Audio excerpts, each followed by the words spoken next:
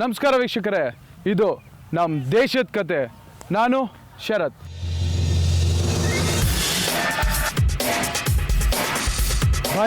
ಭಯ ಅನ್ನೋದು ಒಬ್ಬೊಬ್ರಿಗೂ ಒಂದೊಂದು ರೀತಿಲಿರುತ್ತೆ. ಕೆಲವ್ರಿಗೆ ಹೈಟ್ಸ್ ಅಂದರೆ ಭಯ, ಕೆಲವ್ರಿಗೆ ನೀರಂದರೆ ಭಯ, ಇನ್ನು ಕೆಲವ್ರಿಗೆ ಹಾವು ಅಂದರೆ ಭಯ. ಆದರೆ ದೆವ್ವ ಭೂತ ಅಂದ ತಕ್ಷಣ ಎಲ್ರಿಗೂ ಮೈಯೆಲ್ಲ ಭಯ ಹುಟ್ಕೊಳುತ್ತೆ.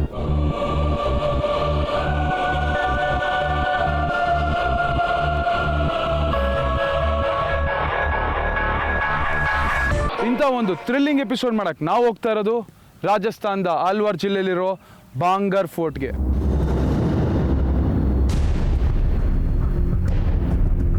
ನಾಲ್ನೂರು ವರ್ಷಗಳ ಹಿಂದಿನ ಕಥೆ.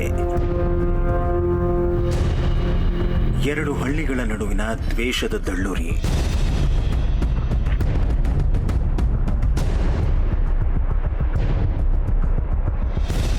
ಎಲ್ಲವೂ ಸರ್ವನಾಶ.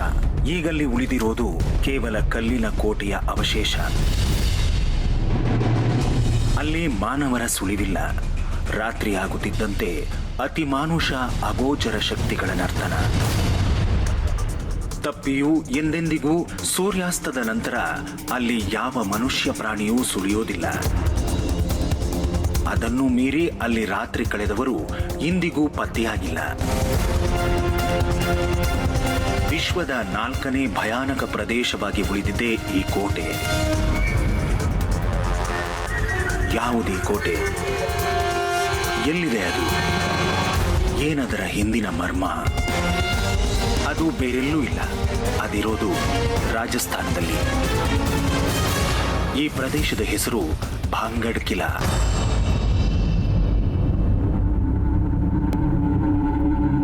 ಈ ಭಾಂಗಡ್ ಕೋಟೆ ವಿಶ್ವದಾದ್ಯಂತ ಹಲವಾರು ಅಗೋಚರ ಶಕ್ತಿಗಳ ಅಧ್ಯಯನಕಾರರನ್ನ ತನ್ನತ್ತ ಸೆಳೆದಿದೆ.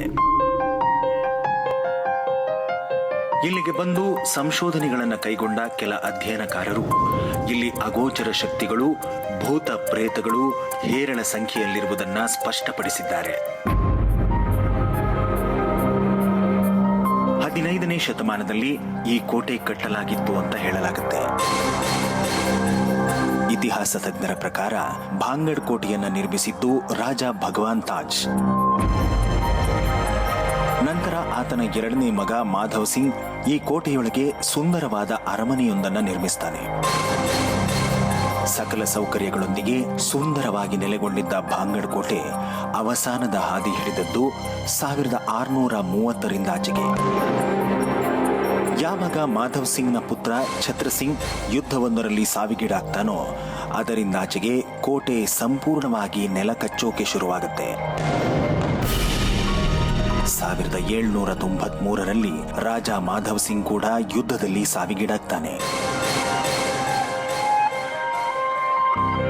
ಅಲ್ಲಿಂದಾಚೆಗೆ ಇಲ್ಲಿಯವರೆಗೂ ಭಾಂಗಡದಲ್ಲಿ ಕಂಡು ಬರೋದು ಕೇವಲ ಕೋಟೆ ಕೊತ್ತಲಿನ ಅವಶೇಷಗಳು ಮಾತ್ರ.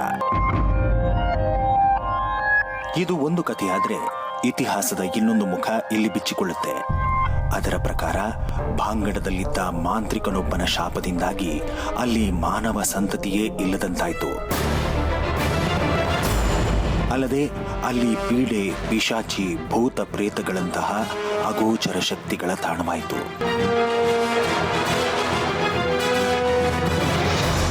ಸಂಜೆ 6 ಗಂಟೆಯ ನಂತರ ಇಲ್ಲಿ ಕೋಟೆಯೊಳಗೆ ಪ್ರವೇಶ ನಿಷಿದ್ಧ. ರಾಜಸ್ಥಾನದ ಪ್ರಾಚ್ಯವಸ್ತು ಮತ್ತು ಪುರಾತತ್ವ ಇಲಾಖೆ ಈ ಬಗ್ಗೆ ಮಾಹಿತಿ ಇರುವ ಫಲಕವೊಂದನ್ನು ಕೋಟೆಯ ಆರಂಭದಲ್ಲೇ ನೇತು ಹಾಕಿದೆ. ಹಾಗಾದರೆ ಮಾಂತ್ರಿಕನ ಆ ಶಾಪಕ್ಕೂ ಭಾಂಗಡ್ನ ಕೋಟೆಗೂ ಏನು ಸಂಬಂಧ? ಆ ಮಾಂತ್ರಿಕ ಶಾಪ ಹಾಕಿದ್ದಾದ್ರೂ ಯಾವ ಕಾರಣಕ್ಕಾಗಿ? ಏನದು ಶಾಪ ಅನ್ನೋ ಹಲವಾರು ಪ್ರಶ್ನೆಗಳು ಉದ್ಭವಿಸುತ್ತಾ ಹೋಗ್ತವೆ. ಅದೆಲ್ಲದಕ್ಕೂ ಇಲ್ಲಿ ಉತ್ತರವಿದೆ. ಅದೇನೆಂದರೆ ಈ ಇಡೀ ಕೋಟೆಯ ಕೇಂದ್ರ ಬಿಂದುವಾಗಿದ್ದ ಸುಂದರಿಯೇ ಆ ಮಾಂತ್ರಿಕನ ಮನಸ್ಸನ್ನ ಕೆಡಿಸಿದಳು. ಅವಳ ಸೌಂದರ್ಯವೇ ಇಷ್ಟಕ್ಕೆಲ್ಲ ಮುಳುವಾಯಿತು. ಹಾಗಾದ್ರೆ ಯಾರು ಆ ಅಪ್ರತಿಮ ಸುಂದರಿ? ಏನವಳ ಕಥೆ? ಆ ಮಾಂತ್ರಿಕನಿಗೂ ಆ ಸುಂದರಿಗೂ ಏನು ಸಂಬಂಧ? ಬಾಂಗರ್ ಫೋರ್ಟ್ ಇಂಡಿಯಾದ ಮೋಸ್ಟ್ ಹಾಂಟೆಡ್ ಲಿಸ್ಟಲ್ಲಿ ನಂಬರ್ 1 ಸ್ಥಾನದಲ್ಲಿದೆ. ಇಂಥ ಒಂದು ಥ್ರಿಲ್ಲಿಂಗ್ ರೈಡ್ ಕೊಡಕ್ಕೆ ನಾನು ರೆಡಿ ಇದ್ದೀನಿ. ನೀವು ರೆಡಿಯಾಗಿ ನಮ್ಮ ಪಯಣ ರಾಜಸ್ಥಾನದ ಈ ಭೂತ ಪ್ರೇತಗಳ ಕೋಟೆಯ ಕಡೆಗೆ ಆರಂಭವಾಯಿತು. ಮಾರ್ಗ ಮಧ್ಯೆ ಕೆಲ ರೈತರು ಹಲವಾರು ಒಂಟೆಗಳೊಂದಿಗೆ ಬೀಡು ಬಿಟ್ಟಿದ್ದು ಕಂಡುಬಂತು. ರಾಜಸ್ಥಾನ್ ಅಂದಿದ ತಕ್ಷಣ ನಮ್ಗೆ ನೆನ್ಪು ಬರೋದು ದೊಡ್ಡದಾದಂಥ ಮರಳುಗಾಡು, ಅದು ಬಿಟ್ರೆ ಒಂಟೆಗಳು. ನೋಡಿ ಎಷ್ಟು ಒಂಟೆಗಳಿದೆ. ನಮ್ಮ ಬೆಂಗಳೂರಂತೂ ಸಿಗಲ್ಲ ಇಂಥ ಒಂಟೆಗಳು ನೋಡೋಕ್ಕೆ. ಸೊ ಇಲ್ಲಿ ಸುಮಾರು 200ರಿಂದ 300 ಒಂಟೆಗಳಿದೆ. ತುಂಬ ಪ್ರೀತಿ ಪಾತ್ರವಾದ ಪ್ರಾಣಿಗಳಿದು. ಇದಕ್ಕೆ ಫುಲ್ಲು ನೋಡಿ ಎಣ್ಣೆ ಹಾಕಿ ಮಾಲಿಶ್ ಮಾಡಿದ್ದಾರೆ. ಅಷ್ಟೇ ಚೆನ್ನಾಗಿ ನೋಡ್ಕೊಂತಾರೆ ಇಲ್ಲಿ ಪ್ರಾಣಿನ. ಈ ಭಾಗದ ರೈತರಿಗೆ ಸರ್ವಕ್ಕೂ ಒಂಟೆಯೇ ಬೇಕು. ಮಾಂಸ, ಹಾಲಿನಿಂದ ಹಿಡಿದು ಚರ್ಮದವರೆಗೂ ಯುದ್ಧಕ್ಕೆ ಸಾಗುವ ವಾಹನ ಎಂಬಂತೆ ಊರು ಸುತ್ತಲೂ ಒಂಟೆ ಇಲ್ಲದಿದ್ದರೆ ಇಲ್ಲಿನವರ ಜೀವನವೇ ಇಲ್ಲ. क्या आप दूध निकाल सकते हैं? दूध पिएगा क्या? हाँ पिएंगे. ರಾಜಸ್ಥಾನ್ ಮಂದಿ ಒಂಟೆ ಹಾಲು ಸ್ಪೆಷಲ್ಲು. ಸೊ ಕರೆದಿದ್ದಾಯ್ತು, ಈಗ ಆ ಒಂಟೆ ಹಾಲು ಕುಡಿಯೋಣ. ಒಂದು ಸ್ಪೆಷಲ್ ಫೀಲ್ ಬರುತ್ತೆ. ಈಗ ರಾಜಸ್ಥಾನಲ್ಲಿ ಇದ್ದೀವಿ ಅಂತ ಒಂದು ನೆನಪಿಗೋಸ್ಕರ. ಯಮ್ಮಿಯಾಗಿದೆ, ತುಂಬ ಸ್ವೀಟ್ ಆಗಿದೆ. ಭಯ ಥ್ಯಾಂಕ್ಸ್ ಯು ಈ ಅವಕಾಶ ಮಾಡಿಕೊಡಿದ್ದಕ್ಕೆ. ಆಗದೆ ಹೆಂಗೆ ಚೋಟ ಸಾ. ರಾಜಸ್ಥಾನ ಮರಳುಗಾಡಿನ ದ್ಯೋತಕವಾದರೆ ಒಂಟೆ ಮರಳುಗಾಡಿನ ದ್ಯೋತಕ. ಇದೆಲ್ಲವನ್ನ ನೋಡಿದ ನಮಗೆ ಒಂಟೆಗಳ ಮೈದಡವಿ ಅವುಗಳನ್ನ ಮುದ್ದಿಸೋ ಆಸೆ. ಆದರೆ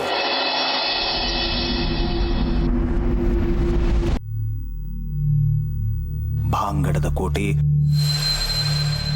ದೂರದಿಂದ ನಮ್ಮನ್ನ ಕೈ ಬೀಸಿ ಕರೀತಿತ್ತು. चलो भैया, अच्छा था आपका. हाँ अभी ये बांगर करके जगह है ना उधर. ಅಣ್ಣವ್ರೆ, ಬಾಂಗಡ್ಗೆ ಹೋಗ್ಬೇಡಿ. क्यों? ಬಾಂಗಡ್ನಲ್ಲಿ ಬೂತ್ಗಳಿರ್ತವೆ. हाँ ಅಲ್ಲಿಗೆ ಹೋಗ್ಬೇಡಿ. तो जाएंगे तो क्या होगा? ಒಳಗೆ ಹೋದ್ರೆ ತುಂಬಾ ಅಪಾಯ. क्या होगा? ರಾತ್ರಿ ಹೊತ್ತು ಯಾರು ಅಲ್ಲಿ ಹೋಗಲ್ಲ. अब चलो मेरे साथ, मैं लेके चलता हूँ. ಅಯ್ಯೋ ಅಣ್ಣವ್ರೆ, ಖಂಡಿತವಾಗ್ಲೂ ನಾನು ಬರಲ್ಲ. ना आज चलो देख लेंगे क्या है करके. ನನಗೆ ತುಂಬಾ ಭಯ ಆಗುತ್ತೆ. आप देखा भूत को? हाँ. कैसा होता है? ಏನಂದ್ರೆ ಈ ಭೂತ ಒಂಥರ ಕಪ್ಪಗೆ ಇರ್ತವೆ. कब देखा? सुबह में या रात में? ರಾತ್ರಿ ಹೊತ್ತು ಇದನ್ನೆಲ್ಲ ನಾನು ನೋಡಿರೋದು. कितने लोग थे आपके साथ? ನಾವು 4-5 ಜನ ಇದ್ವಿ. 5 जन. सबको दिखा या खाली आपको? ಎಲ್ರಿಗೂ ಭೂತ ಕಾಣಿಸ್ತು. सबको? शाम को कितने बजे को? ಸುಮಾರು ರಾತ್ರಿ 7ರಿಂದ 8 ಗಂಟೆ ಮಧ್ಯೆ ಅಲ್ಲಿದ್ವಿ. अभी कोई नहीं जाते उधर? ಹಗಲೊತ್ತು ಹೋಗ್ತಾರೆ. ಹೋದ್ರೆ ಒಟ್ಟಿಗೆ ಒಂದು 10ರಿಂದ 15 ಜನ ಹೋಗ್ತಾರೆ. मैं जाऊंगा तो मैं जाऊंगा आज. ಅಣ್ಣ ದಯವಿಟ್ಟು ಹೋಗ್ಬೇಡಿ, ತುಂಬಾ ಅಪಾಯ. चलो देख लेंगे आज क्या भी होता है, जो भी होता है. ಇಲ್ಲ, ನಾನಂತೂ ಬರಲ್ಲ. आप मत जाओ, मैं जा रहा हूँ आज. ಆಯ್ತು, ನೀವು ಹೋಗಿ. देख लेता हूँ क्या होता है करके. ನೋಡಿದ್ರಲ್ಲ ವೀಕ್ಷಕರೇ, ಎಲ್ಲರೂ ಭಯ ಬೀಳ್ತಿದ್ದಾರೆ. ಈ ದೆವ್ವ ಇದೆ, ಆ ಭೂತ ಇದೆ, ನೋಡಿದವ್ರು ಇದ್ದಾರೆ, ಆಮೇಲೆ ಎದ್ರುಕೊಂಡು ಓಡ್ ಬಂದವ್ರು ಇದ್ದಾರೆ. ಬಟ್ ಇವತ್ತು ನಾನು ಆ ಜಾಗಕ್ಕೆ ಹೋಗ್ತೀನಿ.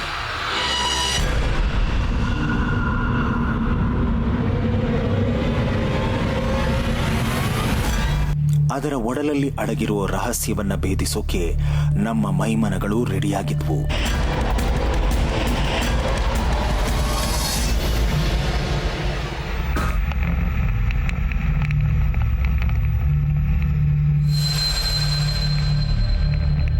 ಹೈವೇ ದಾಟಿ, ಹಳ್ಳಕೊಳ್ಳ ರೋಡ್ಗಳು ದಾಟಿ ಒಂಟೆ ನೋಡಿದ್ವಿ. ಅಲ್ಲಿಂದ ಜನರ ಹತ್ರ ನಾನು ವಿಚಾರಿಸಿದೆ, ಬಾಂಗಾರ್ ಕೋಟೆ ಅಂದರೆ ಹೆಂಗಿರುತ್ತೆ, ಅಲ್ಲಿ ಏನು ಅನುಭವ ಆಗತ್ತೆ ಅಂತ. ಇಲ್ಲಿಂದ ನಮಗೆ ಬಾಂಗಾರ್ ಕೇವಲ 3 ಕಿಲೋಮೀಟರ್ ದೂರದಲ್ಲಿ. ಬಾಂಗಾರ್ ಕೋಟೆ ಹೆಂಗಿರುತ್ತೆ ಅನ್ನೋ ಕ್ಯೂರಿಯಾಸಿಟಿ ಇನ್ನೂ ಜಾಸ್ತಿ ಆಗ್ತಿದೆ. ನನ್ನ ಜೊತೆ ನೀವು ಬನ್ನಿ.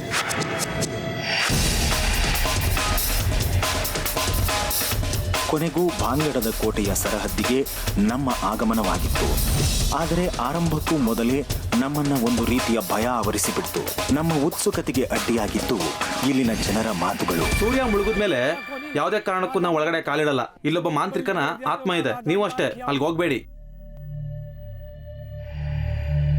ನಾನು ತಿಂಗಳಿಗೆ ಅಟ್ಲೀಸ್ಟ್ 15 ಬಾರಿ ಬಾಂಗಡ್ಗೆ ಟೂರಿಸ್ಟ್ಗಳನ್ನ ಕರ್ಕೊಂಡು ಬರ್ತೀನಿ. ಇಲ್ಲೊಂದು ಮಾತೇ ಇದೆ, ಇಲ್ಲಿ ಬೂತ್ಗಳಿವೆ ಅಂತ. ಮತ್ತೆ ಗೌರ್ಮೆಂಟ್ ಬೋರ್ಡ್ ಕೂಡ ಇದೆ, 6 ಗಂಟೆ ಮೇಲೆ ಒಳಗೆ ಹೋಗಕ್ಕೆ ಅನುಮತಿ ಇಲ್ಲ ಅಂತ. ಅವರ ಪ್ರಕಾರ ಇದು ಭೂತಗಳಿಂದ ತುಂಬಿರುವಂತಹ ಪ್ರದೇಶ. ಅವರ್ಯಾರು ಅದರ ಒಳಗಡೆ ಕಾಲಿಡೋಲ್ಲವಂತೆ, ಆ ಬಗ್ಗೆ ನಮಗೆ ಮಾರ್ಗದರ್ಶನವನ್ನೂ ನೀಡೋಲ್ವಂತೆ. ಮುಂದೇನು ಅನ್ನೋ ಚಿಂತೆ ನಮ್ಮನ್ನ ಕಾಡತೊಡಗಿದ್ವು. ಕೋಟೆಯ ಆವರಣ ಪ್ರವೇಶಿಸುತ್ತಿದ್ದಂತೆ ನಮ್ಮ ಬಲಭಾಗಕ್ಕೆ ಹನುಮಂತ ದೇವಾಲಯವೊಂದು ಕಾಣಸಿಕ್ತು. ನಮಗೆ ಅಲ್ಲಿಗೆ ಕೊಂಚ ಸಮಾಧಾನವಾಯಿತು. ಭಗವಂತನಿಗೆ ಕೈ ಮುಗಿದು ಯಾವ ದುಷ್ಟಶಕ್ತಿಯ ಕೀಟಲೆಗೂ ತುತ್ತಾಗದಂತೆ ಪ್ರಾರ್ಥಿಸಿ ಅಲ್ಲಿಂದ ಮುನ್ನಡೆದವು. ಮುಂದೆ ಸಾಗುತ್ತಿದ್ದಂತೆ ನಮಗೆ ಇಡೀ ಕೋಟೆಯ ನೀಲನಕ್ಷೆ ಕಾಣಸಿಕ್ತು.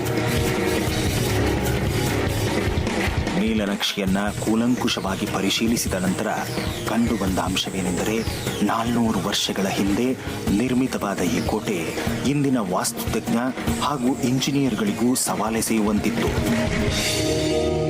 ಇದು ಬಾಂಗಾರ ಹತ್ರ ಇರೋ ಒಂದು ಶಾಪಗ್ರಸ್ತ ಹಳ್ಳಿ. ಒಬ್ಬ ಮಂತ್ರವಾದಿಯ ಶಾಪದಿಂದಾಗಿ ಈ ಊರು ನಿರ್ನಾಮ ಆಯಿತು. ಇಲ್ಲಿನ ಜನ ಊರು ಬಿಟ್ಟು ಹೋದ್ರು. ಈಗಲೂ ಇಲ್ಲಿಗೆ ಜನ ಬರೋಕ್ಕೆ ಹೆದರ್ತಾರೆ. ಈ ಜಾಗನ ನಾವು ನೋಡ್ಕೊಂಬರೋಣ ಬನ್ನಿ.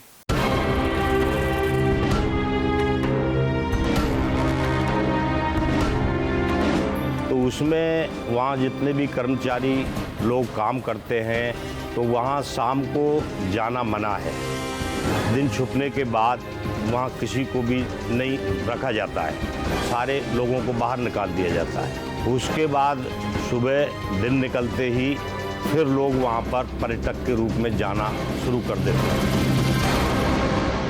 ಇಷ್ಟೆಲ್ಲ ಸುಸಜ್ಜಿತವಾಗಿದ್ದ ಕೋಟೆಗೆ ಅದ್ಯಾರ ಕಣ್ಣು ಬಿತ್ತು?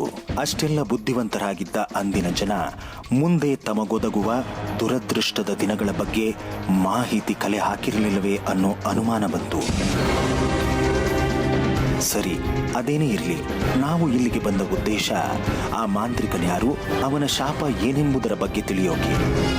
ಆತ ಹೀಗ್ಯಾಕೆ ಕೋಟೆಯನ್ನ ಹಾಳುಗೆಡವಿದ ಅನ್ನೋದು ನಮ್ಮಲ್ಲಿ ಕೊರೆಯುತ್ತಿದ್ದ ಸಂಗತಿ.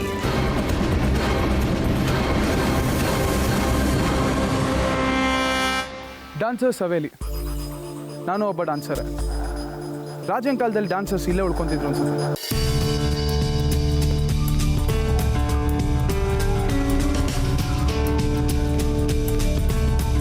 ಇಲ್ಲಿ ಬರ್ತಾ ಇದ್ದಂಗೆ ಜನರು ಹೂ ಹಾ ಅಂತ ಎಲ್ಲ ಕಿರ್ಚಾಡಕ್ಕೆ ಶುರು ಮಾಡಿದ್ರು. ಅದು ಭಯದಿಂದನಾ ಅಥವಾ ಆ ದೆವ್ವದ ಭಯದಿಂದ ರಿಲೀಫ್ ಆಗೋಸ್ಕರ ಕಿರ್ಚಾಡ್ತಾರೆ ಅಂತ ಗೊತ್ತಿಲ್ಲ. ಅದನ್ನ ತಿಳ್ಕೊಳಕ್ಕೆ ಅಂತಾನೆ ಒಳಗೆ ಹೋಗ್ತಾ ಇದ್ದೀನಿ. ಹೌದು ಸರ್, ಹೌದು, ಭೂತ ಇದೆ. ಇದೇ ಭೂತ. ಎಷ್ಟೋ ಜನ ರಾತ್ರಿ ಕಣ್ ತಪ್ಪಿಸಿ ಒಳಗಡೆ ಹೋದವರು ಸತ್ತೋಗಿದ್ದಾರೆ. ಒಬ್ಬೊಬ್ಬರು ಒಳಗಡೆ ಹೋದ್ಮೇಲೆ ಏನಾಗಿದೆ ಅವರಿಗೆ ಅಂತಲೇ ನಮಗೆ ಗೊತ್ತಿರಲ್ಲ. ಭೂತ ಇಲ್ಲ ಅನ್ನೋ ನಂಬಿಕೆಯಲ್ಲಿ ಒಳಗಡೆ ಹೋಗ್ತಾರೆ. ಆಮೇಲೆ ನೋಡಿದ್ರೆ ಒಳಗಡೆ ಹೋದ್ಮೇಲೆ ಆಚೆನೇ ಬರಲ್ಲ. ಇಲ್ಲಿನ ಜನ ಈ ದುಷ್ಟ ಶಕ್ತಿಗಳ ಅಟ್ಟಹಾಸದಿಂದ ತಮ್ಮನ್ನು ತಾವು ರಕ್ಷಿಸಿಕೊಳ್ಳೋಕೆ ಕಾಲಭೈರವನನ್ನು ಪೂಜಿಸ್ತಾರೆ. ಕಾಲಭೈರವನ ಪೂಜೆಯಿಂದಾಗಿ ನಮಗೆ ರಕ್ಷಣೆ ಎನ್ನುತ್ತಾರೆ ಇಲ್ಲಿನ ಮಂದಿ. ಇಲ್ಲಿ ಭೈರವನಿಗೆ ಮದ್ಯ ಹಾಗೂ ಸಿಗರೇಟ್ ನೈವೇದ್ಯ ಕೊಡ್ತೀವಿ. ದೆವ್ವಗಳನ್ನ ನಿಯಂತ್ರಣದಲ್ಲಿ ಇಡೋಕೆ ಇದೊಂದು ಸುಲಭ ಮಾರ್ಗ. ಸಿಂಗ ಸೇವಡ ಅನ್ನೋ ಮಾಂತ್ರಿಕನ ಒಂದು ಮಟ್ಟಿಗೆ ನಿಯಂತ್ರಣದಲ್ಲಿ ಇಡೋದೇ ಭೈರವ ದೇವರು. ಈ ಪರಿಯ ದುಷ್ಟಶಕ್ತಿಗಳಿಂದ ತಪ್ಪಿಸಿಕೊಳ್ಳೋಕೆ ಇಲ್ಲಿನ ಮಂದಿ ಕಾಲಭೈರವನನ್ನ ಪೂಜೆ ಮಾಡೋ ರೀತಿ ವಿಭಿನ್ನವಾಗಿದೆ. ದೇವರಿಗೆ ಎಲ್ಲಾದರೂ ಸಿಗರೇಟನ್ನು ನೈವೇದ್ಯ ಮಾಡೋದನ್ನ ನೋಡಿದ್ದೀರಾ ಅಥವಾ ಕೇಳಿದ್ದೀರಾ? ಆದರೆ ಇದೆಲ್ಲ ಇಲ್ಲಿ ನಡೆಯುತ್ತೆ. ಕಾಳ ಅಮಾವಾಸ್ಯೆ ಎಂದು ಕಾಲಭೈರವನ ಪೂಜೆ ಮಾಡಿದ ನಂತರ ಇಲ್ಲಿ ಅವನಿಗೆ ಸಿಗರೇಟು ಮತ್ತು ಮದ್ಯವನ್ನ ನೈವೇದ್ಯವನ್ನಾಗಿ ನೀಡಲಾಗುತ್ತೆ. ಇಲ್ಲಿ ಜನ ಬಂದು ದಿನ ಸಿಗರೇಟ್ನ ಇಟ್ಬಿಟ್ಟು ಹೋಗ್ತಾರೆ. ಆದರೆ ಇಟ್ಬಿಟ್ಟೋದಂಥ ಸಿಗರೇಟು ಮರುದಿನ ಅಷ್ಟೊತ್ತಿಗೆ ದೆವ್ವ ಸೇದಿರುತ್ತೆ. ಇಷ್ಟೆಲ್ಲ ನೋಡಿದ ಮೇಲೆ ನಮಗೆ ತಿಳಿದು ಬಂದ ಸತ್ಯ ಒಂದೇನೆ. ಒಂದೊಮ್ಮೆ ರಾಜ ಮನೆತನದ ಕುರುಹಾಗಿ ಕಂಗೊಳಿಸಿದ್ದ ಕೋಟೆ ಇಂದು ಪ್ರೇತಗಳ ತವರೂರು.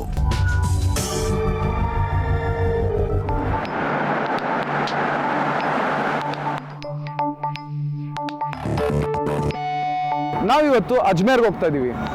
ಅಜ್ಮೇರ್ ಅಂದ ತಕ್ಷಣ ಖ್ವಾಜಾ ಮೊಯ್ದೀನ್ ಚಿಶ್ತಿ ಅವರ ದರ್ಗಾ ನೆನಪಾಗತ್ತೆ. ಇಲ್ಲಿ ಮುಸ್ಲಿಂ ಬಂದವರು ಮಾತ್ರ ಅಲ್ಲ, ಎಲ್ಲ ಧರ್ಮದವ್ರು ಬಂದು ಸೇವೆ ಸಲ್ಲಿಸ್ತಾರೆ. ಈ ಜಾಗದ ವೈಶಿಷ್ಟ್ಯತೆ ಏನು ನಾನು ತಿಳ್ಕೊಂತೀನಿ, ನಿಮಗೂ ತಿಳಿಸ್ತೀನಿ.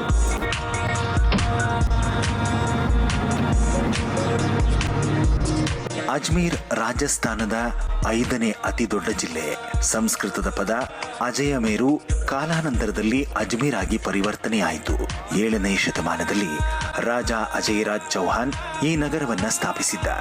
ಅಲ್ಲಿಂದ 700 ವರ್ಷಗಳ ಕಾಲ ಅಜ್ಮೀರ್ ಚೌಹಾನರ ಆಳ್ವಿಕೆಯಲ್ಲಿತ್ತು. ಆ ನಂತರದಲ್ಲಿ ಅದು ಮುಘಲ್ ಬಾದ್ಶಾ ಮೊಹಮ್ಮದ್ ಘೋರಿಯ ಪಾಲಾಯಿತು. ಈ ಪ್ರದೇಶದಲ್ಲಿ ಸಂತರಾದ ಮೊಯ್ನುದ್ದೀನ್ ಕಿಶ್ನಿಗೆ ಹಲವಾರು ನಾಮಾಂಕಿತಗಳು. ಖ್ವಾಜಾ ಬಾಬಾ, ಖ್ವಾಜಾ ಸಾಹಿಬ್ ಹೀಗೆ ಹಲವು ಹೆಸರುಗಳಿಂದ ಜನ ಇವರನ್ನ ಕರೀತಿದ್ರು. ಅಫ್ಘಾನಿಸ್ತಾನದ ಹೇರತ್ನಲ್ಲಿ ಹುಟ್ಟಿದ ಮೊಯ್ನುದ್ದೀನ್ ತಮ್ಮ 15ನೇ ವಯಸ್ಸಿಗೆ ತಮ್ಮ ಅಪ್ಪ ಅಮ್ಮಂದಿರನ್ನ ಕಳೆದುಕೊಂಡ್ರು. ಅಲ್ಲಿಂದಾಚೆಗೆ ತಮಗೆ ವರ್ಗಾವಣೆಯಾಗಿ ಬಂದಿದ್ದ ತಮ್ಮ ತಂದೆಯ ಸಕಲ ಆಸ್ತಿಯನ್ನು ಮಾರಿ ಬಡಬಗ್ಗರಿಗೆ ದಾನ ಮಾಡಿ ಜ್ಞಾನದ ಹುಡುಕಾಟದಲ್ಲಿ ಊರೂರು ಅಲೆಯತೊಡಗಿದ್ರು. ಮೊಯ್ನುದ್ದೀನ್ ಅಲ್ಲಿಂದಾಚೆಗೆ ಭಾರತಕ್ಕೆ ಬಂದರು. ವಿಶ್ವ ಭ್ರಾತೃತ್ವದ ಸಂದೇಶ ಹಾಗೂ ಶಾಂತಿಯನ್ನ ಸಾರೋಕೆ ಆರಂಭಿಸಿದ್ರು. ಆದರೆ ಎಲ್ಲರಲ್ಲೂ ಮೂಡಿದ ಪ್ರಶ್ನೆ ಏನೆಂದ್ರೆ, ಮೊಯ್ನುದ್ದೀನ್ ತಮ್ಮ ವಿಚಾರಧಾರೆಗಳ ಪ್ರವಚನಕ್ಕಾಗಿ ಭಾರತವನ್ನೇ ಆಯ್ದುಕೊಂಡಿದ್ದು ಏಕೆ ಅನ್ನೋದು. ಪ್ರತಿದಿನ ಕನಸಲ್ಲಿ ಕಂಡುಬರುತ್ತಿದ್ದ ಮಹಮ್ಮದ್ ಪ್ರಾಫೆಟ್ ಮೊಯ್ನುದ್ದೀನ್ ಅವರಿಗೆ ಭಾರತಕ್ಕೆ ತೆರಳಿ ಅಲ್ಲಿ ಶಾಂತಿ ಸಂದೇಶವನ್ನ ಸಾರೋಕೆ ಹೇಳ್ತಿದ್ರಂತೆ. ಅದರಂತೆಯೇ ಅಜ್ಮೀರ್ನ ಈ ದರ್ಗಾದಲ್ಲಿ ಇಂದಿಗೂ ನಾವು ಶಾಂತಿ ಹಾಗೂ ಭ್ರಾತೃತ್ವದ ನೆರಳನ್ನ ಕಾಣಬಹುದು.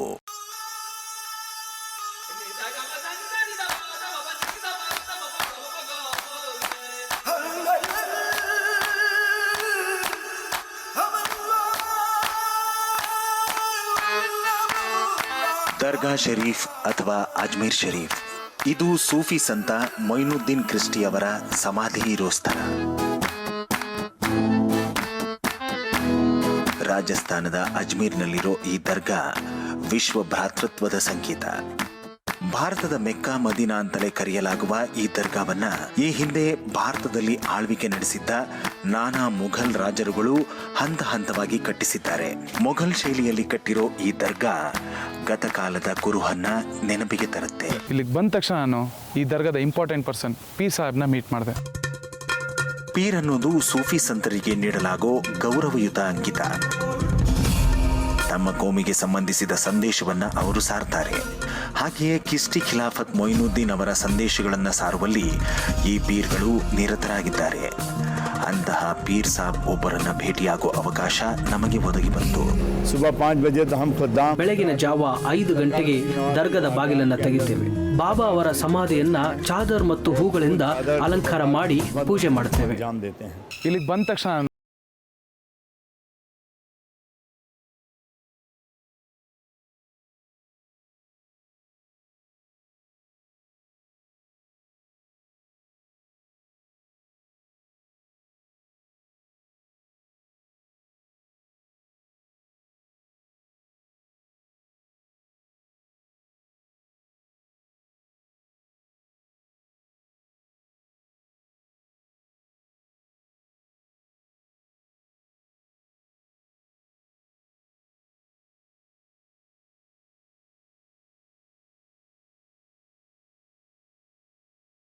ಹೈದರಾಬಾದ್ ನಿಜಾಂನ ಬಾದ್ಶಾ ನಿರ್ಮಿಸಿದ शाहजहां बादशाह ने बनवाया. ಅವ್ರು ನನ್ನ ಕರ್ಕೊಂಡು ಅಲ್ಲಿನ ಒಂದೊಂದು ಜಾಗದ ವಿಶೇಷತೆ ಬಗ್ಗೆ ತಿಳಿಸೋಕ್ಕೆ ಕರ್ಕೊಂಡೋದ್ರು. अलाउद्दीन खिलजी बादशाह ने बनाया है ये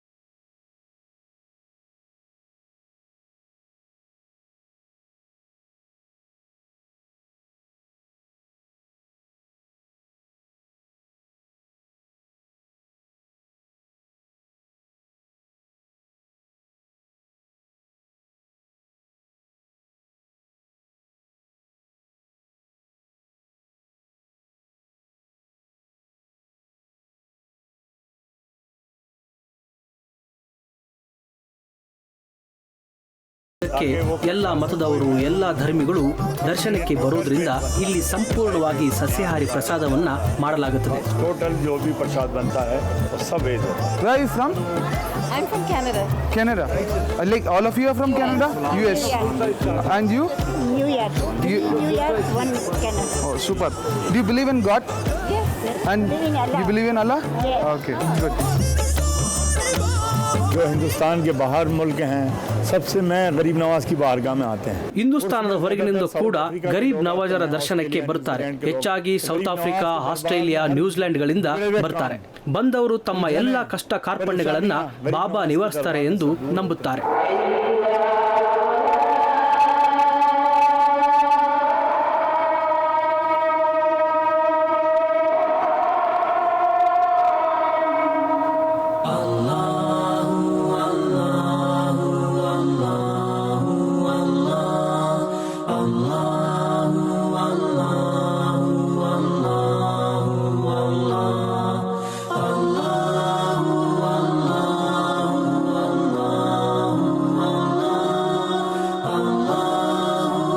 अजमेर के नहीं, देश के नहीं, विदेशों को भी कई लाख ಬರೀ ಅಜ್ಮೀರೇ ಅಲ್ಲ, ದೇಶ ವಿದೇಶಗಳಿಂದ ಲಕ್ಷಾಂತರ ಜನ ಇಲ್ಲಿಗೆ ಬರ್ತಾರೆ. ಮತ್ತೆ ಇದು ಹಿಂದೂ ಮುಸ್ಲಿಮರ ಸದ್ಭಾವದ ಕೇಂದ್ರ ಬಿಂದುವು ಹೌದು. केंद्र भी है।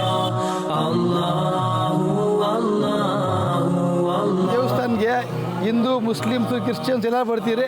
ಎಲ್ಲರ ಗರ್ಗೆ ಆತೈತಿ. ಇಲ್ಲಿ ಜಾತಿ ಬೇವನೇನಿಲ್ಲ. ಈ ದೇವಸ್ಥಾನಾಗ ಎಲ್ಲ ಇದಾತೈತೆ. ಅರ್ಕೆ ಏನು ಮಾಡ್ಕೊಂಡು ಬರ್ತೀರ ಅವರು. यहाँ पर तो जो आगा अपना सर झुकाने ದರ್ಗಕ್ಕೆ ಬರೋ ಭಕ್ತಾದಿಗಳು ಎಷ್ಟೇ ದೊಡ್ಡವರಾಗಿದ್ದರೂ ಬಾಬಾರವರ ಮುಂದೆ ತಲೆ ಬಾಗಲೇಬೇಕು. ಇಲ್ಲಿಗೆ ಇಂದಿರಾ ಗಾಂಧಿ, ವಾಜಪೇಯಿ, ಅಡ್ವಾಣಿ, ಚಂದ್ರಶೇಖರ್ ಹಾಗೆ ಸಿನಿಮಾ ನಟ ನಟಿಯರು ಸಹ ಇಲ್ಲಿಗೆ ಬರುತ್ತಾರೆ. ಇತ್ತೀಚೆಗೆ ಅಮಿತಾಬ್ ಬಚ್ಚನ್ ಸಹ ಬಾಬಾ ಅವರ ದರ್ಶನಕ್ಕೆ ಬಂದಿದ್ರು. वो गरीब नवाज की बारगाह में आया।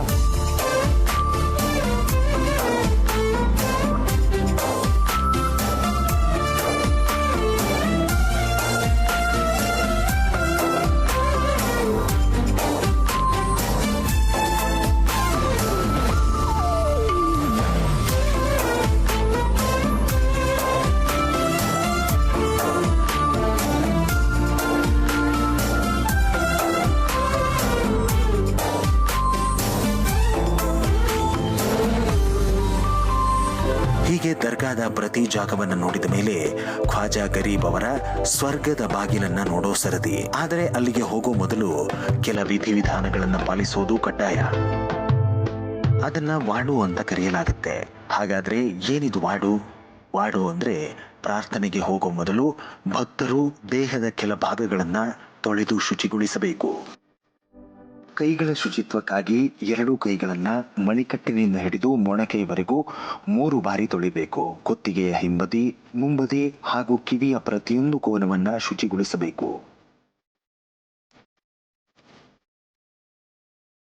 ನಂತರ ಮೂಗಿನ ಹೊಳ್ಳೆಗಳ ಮೂಲಕ ನೀರನ್ನು ಹೀರುವುದರೊಂದಿಗೆ ಮೂಗಿನ ಶುಚಿತ್ವ ಕಾಯ್ದುಕೊಳ್ಳಬೇಕು.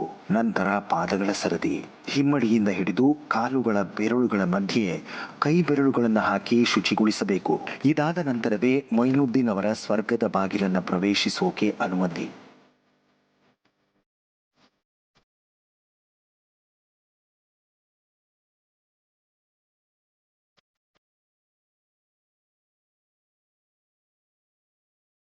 जन्नती दरवाजा ಇದು ಬಾಬಾರವರ ಸ್ವರ್ಗದ ಬಾಗಿಲು. ವರ್ಷದಲ್ಲಿ 4 ಬಾರಿ ಇದನ್ನ ತೆಗೆಯಲಾಗುತ್ತದೆ. ಖ್ವಾಜಾ ಸಾಹೇಬರ ತಿಥಿಯ ದಿನ, ಬಾಬಾರವರ ಗುರುಗಳ ತಿಥಿಯ ದಿನ ಹಾಗೂ ಈದ್ ಮತ್ತು ಬಕ್ರಿ ಈದ್ ದಿನ ತೆರೆಯಲಾಗುತ್ತದೆ. ಈ ಸ್ವರ್ಗದ ಬಾಗಿಲಿನ ಮುಂದೆ ನಿಂತು ಏನನ್ನಾದರೂ ಬೇಡಿಕೊಂಡ್ರೆ ಅದು ಈಡೇರುತ್ತೆ ಅನ್ನೋ ನಂಬಿಕೆ ಇಲ್ಲಿದೆ. ಬೇಡಿಕೆಗಳು ನ್ಯಾಯಸಮ್ಮತವಾಗಿದ್ದಲ್ಲಿ ಅದು ತಕ್ಷಣವೇ ಈಡೇರುತ್ತವೆ ಅನ್ನೋದು ವಾಡಿಕೆ. ಔರಂಗಜೇಬ್ ಬಾಬಾ ಅವರ ದರ್ಗದ ಮುಂದೆ ಹಾದು ಹೋಗ್ಬೇಕಾದ್ರೆ ದರ್ಗಕ್ಕೆ ನಮಸ್ಕರಿಸಿದ. ಆಗ ದರ್ಗದಿಂದ ಯಾವುದೇ ಪ್ರತಿಕ್ರಿಯೆ ಬರಲಿಲ್ಲ. ಅಲ್ಲಿಗೆ ಕೋಪಗೊಂಡ ಔರಂಗಜೇಬ್ ದರ್ಗವನ್ನ ಕೆಡವಿದ. 3ನೇ ದಿನ ಕೆಡವಿದ ಆ ದರ್ಗದ ಮುಂದೆ ಬಂದು ನಿಂತು ಮತ್ತೆ ನಮಸ್ಕರಿಸಿದ. ಆಗ ಕೂಡ ಯಾವುದೇ ಪ್ರತಿಕ್ರಿಯೆ ಬರಲಿಲ್ಲ. ಕೋಪಗೊಂಡ ಔರಂಗಜೇಬ್, ನೀನು ನಿಜವಾದ ಸಂತನೇ ಆದರೆ ನನಗೆ ಪ್ರತಿಕ್ರಿಯಿಸಬೇಕು ಎಂದು ಹಠ ತೊಟ್ಟಾಗ ದರ್ಗದ ಒಳಗಿನಿಂದ ವಾಲಿಕುಂ ಸಲಾಂ ಅನ್ನೋ ಧ್ವನಿ ಬರುತ್ತೆ. ಅಲ್ಲಿಗೆ ಔರಂಗಜೇಬ್ ಅಲ್ಲಿ ಒಂದು ಮಸೀದಿಯನ್ನ ಕಟ್ಟುತ್ತಾನೆ.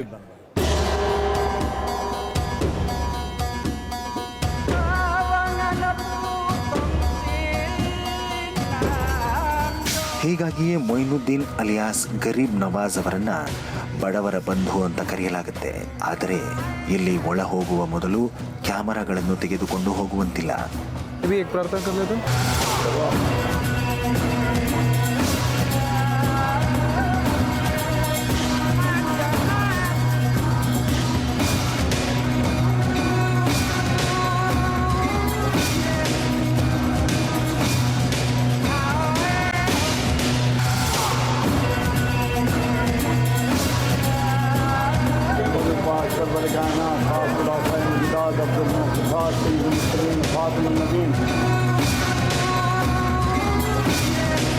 ಮೊಯ್ನುದ್ದೀನ್ ಅವರ ಗೋರಿಯ ಮುಂದೆ ನಿಲ್ಲುವಾಗ ಯಾವುದೋ ಒಂದು ಶಕ್ತಿ ದೇಹದ ಮೇಲೆ ಪ್ರಭಾವ ಬೀರಿದ ಅನುಭವ ಆಯಿತು. ಇದಾದ ಮೇಲೆ ದೇಹ ಹಗುರಾದ ಭಾಸ. ಇಲ್ಲಿಂದ ಅಜ್ಮೀರ್ನ ಮತ್ತೊಂದು ಪವಿತ್ರ ಸ್ಥಾನ ಪುಷ್ಕರನ್ನ ನೋಡೋ ಸಮಯ.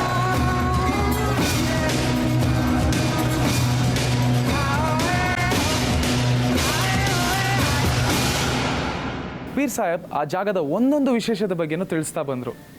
ಆಗ ಬಂದು ನಾವು ತಲುಪಿದ್ದು ಖ್ವಾಜಾಜಿಯ ಸಮಾಧಿ ಹತ್ರ. ಅಲ್ಲಿ ಭಕ್ತಿಯಿಂದ ನನ್ನ ಕೈ ಮುಗಿದೆ.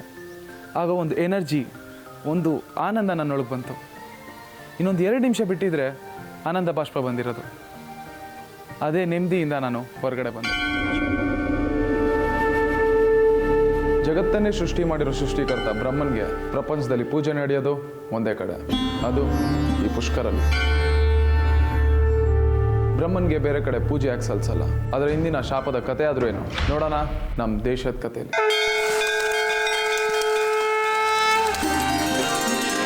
ಇದು ರಾಜಸ್ಥಾನ. ಇಲ್ಲಿನ ಪುಷ್ಕರ್ ಎಂಬಲ್ಲಿ ಬ್ರಹ್ಮನ ದೇವಾಲಯವಿದೆ. ಪ್ರಶಾಂತವಾಗಿ ನೆಲೆಗೊಂಡಿರೋ ಪುಷ್ಕರ್ ಸರೋವರದ ಬಳಿಯಲ್ಲಿದೆ ಈ ಬ್ರಹ್ಮದೇವನ ದೇಗುಲ.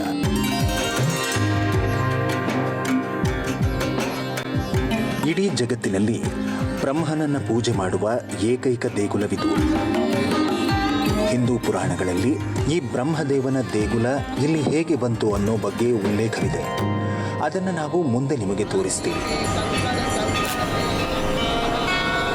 ಪುರಾಣಗಳ ಮಾಹಿತಿಯಂತೆ ಬ್ರಹ್ಮದೇವ ಮಹಾಯಜ್ಞ ಮಾಡೋಕೆ ಇಲ್ಲಿನ ಜಾಗವನ್ನ ಆರಿಸಿಕೊಂಡನಂತೆ. ಇಲ್ಲಿ ಮಹಾಯಜ್ಞದ ತರುವಾಯ ಬ್ರಹ್ಮ ಮದುವೆಯನ್ನೂ ಆದ ಅನ್ನೋ ರಹಸ್ಯ ಮಾಹಿತಿ ಇದೆ. ಬ್ರಹ್ಮ ಯಾರನ್ನ ಮದುವೆಯಾದ ಅನ್ನೋದು ಇಂಟ್ರೆಸ್ಟಿಂಗ್ ವಿಚಾರ. ಪುರಾಣದ ಮಾಹಿತಿಯ ಪ್ರಕಾರ ಆತ ಮದುವೆಯಾದ ಮೇಲೆ ಶಾಪಕ್ಕೆ ಒಳಗಾದನಂತೆ.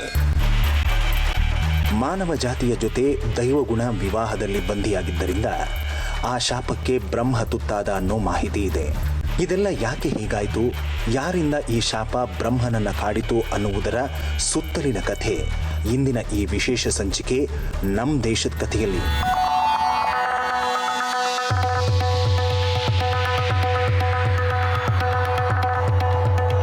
ಸೃಷ್ಟಿ ಲಯ ಕರ್ತ ಬ್ರಹ್ಮ ವಿಷ್ಣು ಮಹೇಶ್ವರ. ಅದರಲ್ಲಿ ಸೃಷ್ಟಿಕರ್ತ ಬ್ರಹ್ಮ.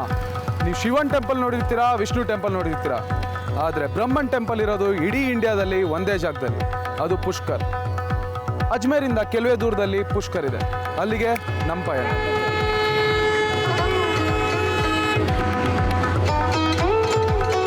ಇಲ್ಲಿಯವರೆಗೂ ನಮ್ಮ ಈ ಭಾರತ ಪ್ರಯಾಣದಲ್ಲಿ ಹಲವು ಬಗೆಯ ವಿಚಿತ್ರ ಕಥೆಗಳನ್ನು ಕೇಳಿದ್ದೇವೆ ಹಾಗೂ ನೋಡಿದ್ದೇವೆ.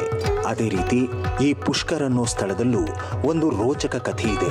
ಅದನ್ನ ಹೇಳೋ ಬಗ್ಗೆ ನಮಗೆ ಕುತೂಹಲ ಇದೆ. ಪುಷ್ಕರ್ ರಾಜಸ್ಥಾನದ ಅಜ್ಮೀರ್ನಿಂದ 14 ಕಿಲೋಮೀಟರ್ ದೂರದಲ್ಲಿ ಪಶ್ಚಿಮೋತ್ತರಕ್ಕೆ ಇದೆ. ಜಗತ್ತಿನಲ್ಲೇ ವಿಶೇಷವಾದ ಬ್ರಹ್ಮನ ದೇಗುಲವನ್ನ ಹೊಂದಿರುವುದು ಪುಷ್ಕರ್ನ ಹೆಗ್ಗಳಿಕೆ. ರಾಜಸ್ಥಾನ ಹಲವು ವಿಸ್ಮಯಗಳ ಆಗರ. ಪ್ರತಿಯೊಂದು ಹೆಜ್ಜೆ, ಪ್ರತಿಯೊಂದು ತಿರುವಿನಲ್ಲೂ ನಿಮಗೆ ರೋಚಕ ಮತ್ತು ಕುತೂಹಲ ಭರಿತ ಸಂಗತಿಗಳು ಕಾಣಸಿಗ್ತವೆ. ಅದೇ ಈ ರಾಜಸ್ಥಾನದ ವೈಶಿಷ್ಟ್ಯ. ಪುರಾತನ ಸಂಸ್ಕೃತಿ, ಆಚಾರ ವಿಚಾರಗಳು, ಪುರಾಣದ ಕಥೆಗಳು ಕೇವಲ ಇಲ್ಲಿನ ಜನರನ್ನಷ್ಟೇ ಅಲ್ಲ, ಪ್ರವಾಸಿಗರನ್ನು ಮಂತ್ರಮುಗ್ಧರನ್ನಾಗಿಸುತ್ತವೆ. ಇಲ್ಲಿನ ಕುತೂಹಲ ಭರಿತ ಸಂಗತಿಗಳ ಬಗ್ಗೆ ಇನ್ನಷ್ಟು ಅಧ್ಯಯನ ಮಾಡುವಂತೆ ಪ್ರೇರೇಪಿಸುತ್ತವೆ. ಹಾಗಾಗಿ ನಾವೀಗ ಪುಷ್ಕರ್ ಅನ್ನೋ ಸ್ಥಳದ ಪೌರಾಣಿಕ ಮಹತ್ವ ಹಾಗೂ ಅದರ ಹಿಂದಿರುವ ಕೆಲ ಉತ್ಸುಕಕಾರಿ ಘಟನೆಗಳ ಅನಾವರಣಕ್ಕೆ ಮುಂದಾಗಿದ್ದೇವೆ. ಪುರಾಣದಲ್ಲಿನ ಉಲ್ಲೇಖದಂತೆ ಬ್ರಹ್ಮ ಒಮ್ಮೆ ಮಹಾಯಜ್ಞ ಮಾಡುವ ಸಂಕಲ್ಪ ಮಾಡ್ತಾನೆ. ಅದಕ್ಕಾಗಿ ಆತ ಧರೆಗೆ ಬರುವ ಅನಿವಾರ್ಯತೆ ಇರುತ್ತೆ. ಅಷ್ಟು ದೊಡ್ಡ ಧರೆಯಲ್ಲಿ ಎಲ್ಲಿ ತನ್ನ ಯಜ್ಞಕ್ಕೆ ಸ್ಥಳವನ್ನ ಆಯ್ದುಕೊಳ್ಳಬೇಕು ಅನ್ನುವುದು ಅವನ ಚಿಂತೆಯಾಗಿರುತ್ತೆ. ಹೀಗಿರುವಾಗ ಬ್ರಹ್ಮನಿಗೆ ಒಂದು ಉಪಾಯ ಹೊಳೆಯುತ್ತೆ. ಹಂಸವೊಂದರ ಬಾಯಲ್ಲಿ ತಾವರೆ ಹೂವನ್ನ ಇಟ್ಟು ಅದನ್ನ ಭೂಮಿಗೆ ಹಾರಿಬಿಡ್ತಾನೆ. ಎಲ್ಲಿ ಆ ಹಂಸವು ತಾವರೆ ಹೂವನ್ನ ತನ್ನ ಬಾಯಿಂದ ಬೀಳಿಸುತ್ತೋ ಅದೇ ತನ್ನ ಮಹಾಯಜ್ಞದ ಜಾಗ ಅಂತ ನಿರ್ಧರಿಸ್ತಾನೆ. ಅಂತೆಯೇ ಹಂಸ ತನ್ನ ಬಾಯಲ್ಲಿ ತಾವರೆಯನ್ನು ಹಿಡಿದು ಭೂಮಿಯ ಕಡೆ ತನ್ನ ಪ್ರಯಾಣ ಆರಂಭಿಸುತ್ತೆ. ಪುಷ್ಕರನ್ನು ಜಾಗದಲ್ಲಿ ಆ ಹೂವನ್ನ ಹಾಕುತ್ತೆ. ಇದನ್ನ ಕಂಡ ಬ್ರಹ್ಮ ಅಲ್ಲಿಗೆ ಮಹಾಯಜ್ಞದ ತಯಾರಿ ಮಾಡಿಕೊಳ್ಳೋಕೆ ಬರ್ತಾನೆ. ಆದರೆ ವಿಧಿಲಿಖಿತವೇ ಬೇರೆಯಾಗಿರುತ್ತೆ.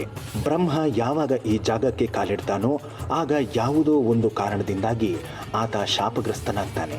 ಅಲ್ಲಿಂದಾಚೆಗೆ ಅದೇ ಜಾಗದಲ್ಲಿ ಅವನಿಗೆ ಪೂಜೆ ಪುನಸ್ಕಾರಗಳು ಆರಂಭವಾಗ್ತವೆ. ಜಗತ್ತಿನ ಹಣೆ ಬರಹ ಬರೆಯುವ ಆತನ ಹಣೆ ಬರಹವೇ ಬದಲಾಗಿ ಬಿಡುತ್ತೆ. ಯಾಕೆ ಹೀಗಾಯಿತು, ಇದರ ಹಿಂದಿದ್ದ ಕಾರಣವಾದರೂ ಏನು ಅನ್ನೋದು ಒಂದು ಕುತೂಹಲ ಭರಿತ ಸಂಗತಿ.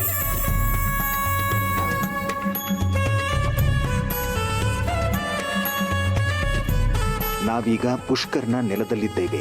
ಇಲ್ಲಿರೋ ದೇವಾಲಯವನ್ನ ನಾವಿನ್ನೂ ಪ್ರವೇಶಿಸಿಲ್ಲ. ಅದಕ್ಕೂ ಮೊದಲು ನಾವು ಇಲ್ಲಿರೋ ಕೆಲ ಅಂಗಡಿಗಳಿಗೆ ಭೇಟಿ ಕೊಡಲೇಬೇಕು.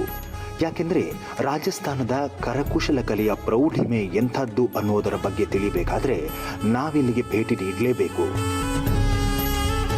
ಇಲ್ಲಿನ ಬಂಡೆಗಳು, ಸುಂದರ ಹವೇಲಿಗಳು, ಕರಕುಶಲ ವಸ್ತುಗಳ ನೋಟ ಎಂಥವರ ಬಾಯಲ್ಲೂ ವಾವ್ ಅನ್ನಿಸದೇ ಇರಲ್ಲ. ಇಲ್ಲಿ ಸಿಗೋ ಹ್ಯಾಂಡ್ಮೇಡ್ ಚರ್ಮದ ವಸ್ತುಗಳು ಬಲು ಸುಂದರ. ಒಂಟೆಯ ಚರ್ಮದಿಂದ ತಯಾರಿಸಲಾದ ಈ ವಸ್ತುಗಳಿಗೆ ಇಲ್ಲೇ ಅಲ್ಲ, ವಿದೇಶದಲ್ಲೂ ಭಾರಿ ಬೇಡಿಕೆ. ಪುಷ್ಕರ್ ಬೀದಿಲಿ ನಾನು ನಡೆದಾಡ್ಬೇಕಾದ್ರೆ ನಾನು ಅಬ್ಸರ್ವ್ ಮಾಡಿದ್ದು ಏನಪ್ಪ ಅಂದರೆ, ಎಲ್ಲೆಲ್ಲೂ colourful dress, colourful hangings, colourful painting, ಇದೆಲ್ಲೂ ನಾವು ಇಲ್ಲಿ ನೋಡಿದ್ದೀವಿ ಅನ್ಸಲ್ಲ. ಅದೆಲ್ಲ ಪುಷ್ಕರಲ್ಲಿ ತಯಾರಿಸಿದ್ದು. ಅದ್ರ ಜೊತೆಗೆ ಅಲ್ಲಿ ಪೇಟ ಆಯಿತು. ಆ ಪೇಟನ ಹಾಕೊಳ್ಳೋದು ಬೇಕಾದ್ರೆ ಒಂದು ರಾಜಸ್ಥಾನಿ ಫೀಲು. ಅಷ್ಟೇ ಅಲ್ಲ, ರಾಜಸ್ಥಾನ ಅತಿರಥ ಮಹಾರಥ ಅರಸರಿಂದ ಆಳಲ್ಪಟ್ಟ ನೆಲ. ಇಲ್ಲಿ ಇಂದಿಗೂ ರಾಜಾದಿರಾಜರು ಬಳಸಿದ್ದ ಪೇಟದಿಂದ ಹಿಡಿದು ಅವರ ಪಟ್ಟದ ಕತ್ತಿಯವರೆಗಿನ ಕೆಲ ವಸ್ತುಗಳನ್ನು ಪ್ರದರ್ಶನಕ್ಕೆ ಇಡಲಾಗಿದೆ. ಸ್ಥಿತಿವಂತರು ಭಾರಿ ಬೆಲೆ ಕೊಟ್ಟು ಅದನ್ನು ಖರೀದಿಸಲೂಬಹುದು. ಎಲ್ಲದಕ್ಕಿಂತ ರಾಜಸ್ಥಾನದ ಸೌಂದರ್ಯವನ್ನ ಇಮ್ಮಡಿಗೊಳಿಸುವ ವಿಚಾರವೆಂದರೆ ಇಲ್ಲಿನ ಸಂಗೀತ.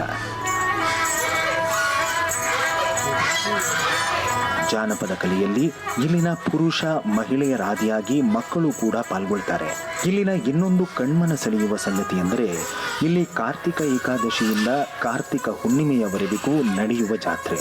ಈ ಜಾತ್ರೆಯಲ್ಲಿ ನಾಡಿನ ಸುಂದರ ಹಾಗೂ ಹಲವು ಬಗೆಯ ಒಂಟೆಗಳ ಪ್ರದರ್ಶನ ಹಾಗೂ ಮಾರಾಟವಿರುತ್ತದೆ. ಪುಷ್ಕರ್ ಸರೋವರದ ತಟದಲ್ಲಿ ಈ ಸಮಯವನ್ನು ಕಳೆಯೋದೇ ಒಂದು ಸುಂದರ ಸಂಗತಿ. ಇಲ್ಲಿನ ಪುರುಷರು ತಮ್ಮ ಒಂಟೆ ಸೇರಿದಂತೆ ವಿವಿಧ ಜಾನುವಾರುಗಳ ಮಾರಾಟದಲ್ಲಿ ತೊಡಗಿದ್ದರೆ, ಹೆಂಗಸರು ಅಂಗಡಿಗಳಲ್ಲಿ ಆಭರಣ, ಬಟ್ಟೆ ಹಾಗೂ ಮೇಕಪ್ ಸಾಮಗ್ರಿ ಕೊಳ್ಳೋದ್ರಲ್ಲಿ ಬ್ಯುಸಿಯಾಗಿರ್ತಾರೆ.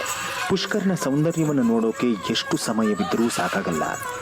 ಇಷ್ಟು ಅಂದವಾಗಿರೋ ಈ ಪ್ರದೇಶದಲ್ಲಿರೋ ಬ್ರಹ್ಮನ ದೇಗುಲ ಹೇಗಿರಬೇಡ, ಅದನ್ನು ನೋಡೋಣ ಬನ್ನಿ. ಸುಂದರವಾದ ಮಾರ್ಬಲ್ ಕಲ್ಲುಗಳಿಂದ ರೂಪಿತವಾಗಿದೆ ಸೃಷ್ಟಿಕರ್ತನ ಈ ದೇವಾಲಯ. 2000 ವರ್ಷಗಳ ಹಿಂದೆ ಈ ದೇವಾಲಯ ಸ್ಥಾಪಿತವಾಗಿದೆ ಅನ್ನೋ ಇತಿಹಾಸವಿದ್ದರೂ ಕ್ರಿಸ್ತ ಶಕ 14ನೇ ಶತಮಾನದಲ್ಲಿ ಈ ದೇಗುಲದ ಜೀರ್ಣೋದ್ಧಾರ ಕಾರ್ಯ ನಡೆದಿದೆ ಅನ್ನುವುದರ ಬಗ್ಗೆ ಇಲ್ಲಿ ಮಾಹಿತಿ ಇದೆ. ಜಗತ್ತಿನಲ್ಲಿ ಬ್ರಹ್ಮನನ್ನ ಆರಾಧಿಸುವ ಏಕೈಕ ದೇಗುಲ ಇದು ಅನ್ನುವುದರೊಂದಿಗೆ ಇಲ್ಲಿನ ಕಥೆ ಆರಂಭವಾಗುತ್ತೆ. ಪುಷ್ಕರ್ ಸರೋವರದ ಮಧ್ಯಭಾಗದಲ್ಲಿನ ಈ ಮಂಟಪ ಇರುವ ಜಾಗದಲ್ಲೇ ಬ್ರಹ್ಮ ತನ್ನ ಮಹಾಯಜ್ಞಕ್ಕೆ ಚಾಲನೆ ನೀಡಿದ್ದು. ಪುರಾಣದ ಪ್ರಕಾರ ಇಲ್ಲಿ ಕಾಣಿಸ್ತಿರೋ ಈ ಮಂಟಪವೇ ಬ್ರಹ್ಮನ ಮಾನವ ಸ್ವರೂಪಿ ಪತ್ನಿಯಂತೆ. ಹಾಗಾಗಿ ಇದು ಬಹಳ ಪವಿತ್ರವಾದ ಜಾಗ ಅನ್ನೋದು ಇಲ್ಲಿನವರ ನಂಬಿಕೆ. ಹಾಗಾದ್ರೆ ಬ್ರಹ್ಮ ಇಲ್ಲಿ ತನ್ನ ಮಹಾಯಜ್ಞ ಮಾಡಿದ್ದೇಕೆ? ಆತ ಶಾಪಕ್ಕೆ ಒಳಗಾಗೋದರ ಹಿಂದಿನ ಕಾರಣವಾದರೂ ಏನಿತ್ತು ಅನ್ನೋದನ್ನ ತಿಳಿಯೋಣ ಬನ್ನಿ. ಈ ಪುಷ್ಕರಲ್ಲಿ ನಾನೊಂದು ಅಬ್ಸರ್ವ್ ಮಾಡಿದ್ದೇನಪ್ಪ ಅಂದರೆ, ನಮ್ಮ ಇಂಡಿಯನ್ಸ್ ಎಷ್ಟು ಜನ ಇದ್ದಾರೋ ಅಷ್ಟೇ ಈಕ್ವಲ್ ಆಗಿ ಫಾರಿನರ್ಸು ಇದ್ದಾರೆ. ಅಲ್ಲಿ ಡಿವೋಟೀಸ್ ಆಗಿದ್ದಾರೆ, ಧ್ಯಾನ ಮಾಡ್ತಾರೆ, ಪೂಜೆ ಮಾಡ್ತಾರೆ. ಅಷ್ಟೇ ಅಲ್ಲ, ಎಷ್ಟೊಂದು ಜನ ಅಲ್ಲಿ ಸೆಟ್ಲ್ ಆಗಿದ್ದಾರೆ ಬ್ರಹ್ಮನ ಬಗ್ಗೆ ತಿಳ್ಕೊಬೇಕು ಅಂತ. ಬ್ರಹ್ಮನ್ ಪತ್ನಿ ಸಾವಿತ್ರಿ ಬ್ರಹ್ಮನ್ ಮೇಲೆ ಕೋಪಿಸ್ಕೊಂಡಿದ್ದಾದ್ರು ಯಾಕೆ? ಅವ್ರು ಇಟ್ಟಂಥ ಶಾಪ ಆದರೂ ಏನು ನೋಡಿ. ಹಿಂದೂ ಶಾಸ್ತ್ರ ಪದ್ಮಪುರಾಣದ ಪ್ರಕಾರ ಬ್ರಹ್ಮ ತನ್ನ ಮಹಾಯಾಗಕ್ಕೆ ಆಯ್ದುಕೊಂಡ ಜಾಗಕ್ಕೆ ಬರೋಕೆ ರೆಡಿ ಆಗ್ತಾನೆ. ಆದರೆ ವಜ್ರನಭ ಅನ್ನೋ ರಾಕ್ಷಸ ಇಲ್ಲಿನ ಜನರನ್ನ ಹಿಂಸಿಸುತ್ತಾ ಅವರಿಗೆ ತೊಂದರೆಯನ್ನ ಕೊಡ್ತಿರ್ತಾನೆ. ಇದನ್ನು ಕಂಡ ಬ್ರಹ್ಮ ತನ್ನ ಕೈಯಲ್ಲಿದ್ದ ಕಮಲವನ್ನೇ ಆಯುಧವನ್ನಾಗಿ ಬಳಸಿ ವಜ್ರನಭನ ಸಂಹಾರ ಮಾಡ್ತಾನೆ.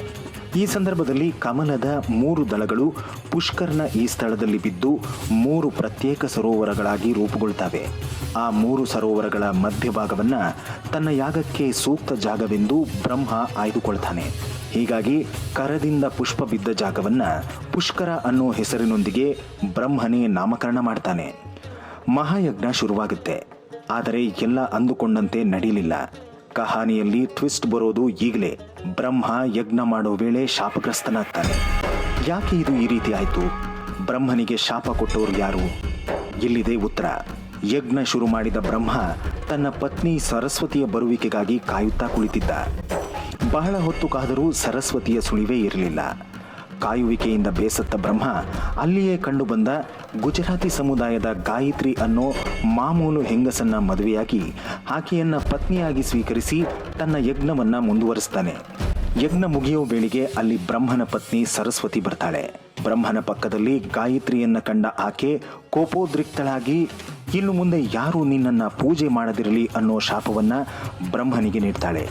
ಕೆಲ ಸಮಯದ ನಂತರ ಬ್ರಹ್ಮನ ಪೂಜೆಯ ಫಲವಾಗಿ ಶಾಪಕ್ಕೆ ಕೊಂಚ ರಿಯಾಯಿತಿ ಸಿಗುತ್ತೆ. ಕಡೆ ಪಕ್ಷ ಪುಷ್ಕರ್ನಲ್ಲಿ ಪೂಜೆ ಸಿಗುವಂತಾಗಲಿ ಅಂತ ಸರಸ್ವತಿ ಬ್ರಹ್ಮನಿಗೆ ರಿಯಾಯಿತಿ ಕೊಡ್ತಾಳೆ. ಹಾಗಾಗಿ ಇಲ್ಲಿಯ ಹೊರತು ಬ್ರಹ್ಮನಿಗೆ ಬೇರೆಲ್ಲೂ ಪೂಜೆ ಮಾಡಲ್ಲ. ಈ ಸಂಗತಿಯೊಂದಿಗೆ ನಾವು ಪುಷ್ಕರ್ನಲ್ಲಿ ನಿಂತೆದ್ದು ನಮ್ಮ ಪಾಪಗಳ ಮುಕ್ತಿಗಾಗಿ ಬೇಡಿಕೊಂಡೆವು.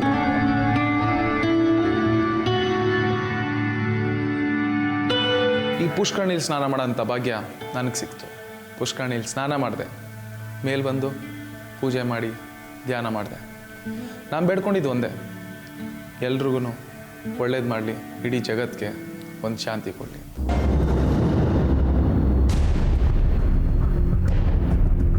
400 ವರ್ಷಗಳ ಹಿಂದಿನ ಕಥೆ. 2 ಹಳ್ಳಿಗಳ ನಡುವಿನ ದ್ವೇಷದ ದಳ್ಳೂರಿ.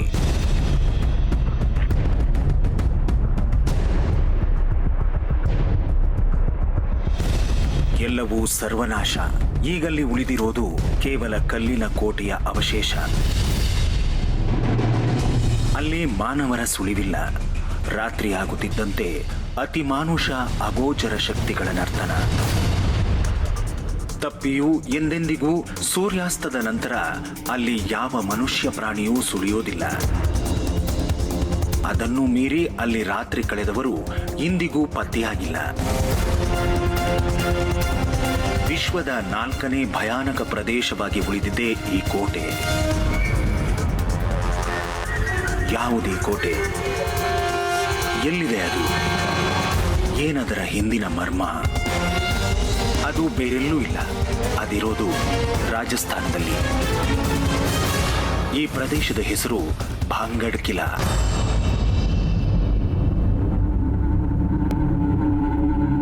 ಈ ಭಾಂಗಡ್ ಕೋಟೆ ವಿಶ್ವದಾದ್ಯಂತ ಹಲವಾರು ಅಗೋಚರ ಶಕ್ತಿಗಳ ಅಧ್ಯಯನಕಾರರನ್ನ ತನ್ನತ್ತ ಸೆಳೆದಿದೆ. ಇಲ್ಲಿಗೆ ಬಂದು ಸಂಶೋಧನೆಗಳನ್ನು ಕೈಗೊಂಡ ಕೆಲ ಅಧ್ಯಯನಕಾರರು ಇಲ್ಲಿ ಅಗೋಚರ ಶಕ್ತಿಗಳು, ಭೂತ ಪ್ರೇತಗಳು ಹೇರಳ ಸಂಖ್ಯೆಯಲ್ಲಿರುವುದನ್ನ ಸ್ಪಷ್ಟಪಡಿಸಿದ್ದಾರೆ. 15ನೇ ಶತಮಾನದಲ್ಲಿ ಈ ಕೋಟೆ ಕಟ್ಟಲಾಗಿತ್ತು ಅಂತ ಹೇಳಲಾಗುತ್ತೆ. ಇತಿಹಾಸ ತಜ್ಞರ ಪ್ರಕಾರ ಭಾಂಗಡ್ ಕೋಟೆಯನ್ನ ನಿರ್ಮಿಸಿದ್ದು ರಾಜ ಭಗವಾನ್ ತಾಜ್. ನಂತರ ಆತನ 2ನೇ ಮಗ ಮಾಧವ್ ಸಿಂಗ್ ಈ ಕೋಟೆಯೊಳಗೆ ಸುಂದರವಾದ ಅರಮನೆಯೊಂದನ್ನು ನಿರ್ಮಿಸ್ತಾನೆ. ಸಕಲ ಸೌಕರ್ಯಗಳೊಂದಿಗೆ ಸುಂದರವಾಗಿ ನೆಲೆಗೊಂಡಿದ್ದ ಭಾಂಗಡ್ ಕೋಟೆ ಅವಸಾನದ ಹಾದಿ ಹಿಡಿದದ್ದು 1630ರಿಂದಾಚೆಗೆ. ಯಾವಾಗ ಮಾಧವ್ ಸಿಂಗ್ನ ಪುತ್ರ ಛತ್ರ ಸಿಂಗ್ ಯುದ್ಧವೊಂದರಲ್ಲಿ ಸಾವಿಗೀಡಾಗ್ತಾನೋ ಅದರಿಂದಾಚೆಗೆ ಕೋಟೆ ಸಂಪೂರ್ಣವಾಗಿ ನೆಲಕಚ್ಚೋಕೆ ಶುರುವಾಗುತ್ತೆ. 1793ರಲ್ಲಿ ರಾಜ ಮಾಧವ್ ಸಿಂಗ್ ಕೂಡ ಯುದ್ಧದಲ್ಲಿ ಸಾವಿಗೀಡಾಗ್ತಾನೆ. ಅಲ್ಲಿಂದಾಚೆಗೆ ಇಲ್ಲಿಯವರೆಗೂ ಭಾಂಗಡದಲ್ಲಿ ಕಂಡುಬರುವುದು ಕೇವಲ ಕೋಟೆ ಕೊತ್ತಲಿನ ಅವಶೇಷಗಳು ಮಾತ್ರ. ಇದು ಒಂದು ಕಥೆಯಾದ್ರೆ ಇತಿಹಾಸದ ಇನ್ನೊಂದು ಮುಖ ಇಲ್ಲಿ ಬಿಚ್ಚಿಕೊಳ್ಳುತ್ತೆ. ಅದರ ಪ್ರಕಾರ ಭಾಂಗಡದಲ್ಲಿದ್ದ ಮಾಂತ್ರಿಕನೊಬ್ಬನ ಶಾಪದಿಂದಾಗಿ ಅಲ್ಲಿ ಮಾನವ ಸಂತತಿಯೇ ಇಲ್ಲದಂತಾಯಿತು. ಅಲ್ಲದೆ ಅಲ್ಲಿ ಪೀಡೆ, ಪಿಶಾಚಿ, ಭೂತ ಪ್ರೇತಗಳಂತಹ ಅಗೋಚರ ಶಕ್ತಿಗಳ ತಾಣವಾಯಿತು.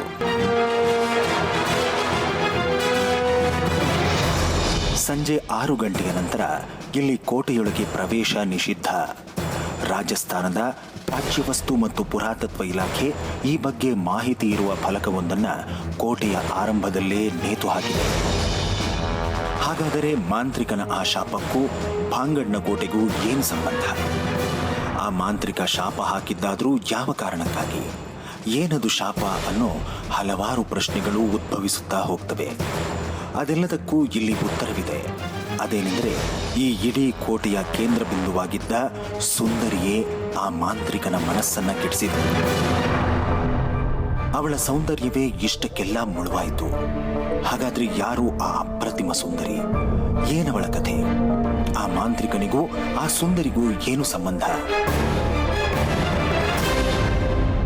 ಬಾಂಗರ್ ಫೋರ್ಟ್ ಇಂಡಿಯಾದ ಮೋಸ್ಟ್ ಹಾಂಟೆಡ್ ಲಿಸ್ಟಲ್ಲಿ ನಂಬರ್ 1 ಸ್ಥಾನದಲ್ಲಿದೆ.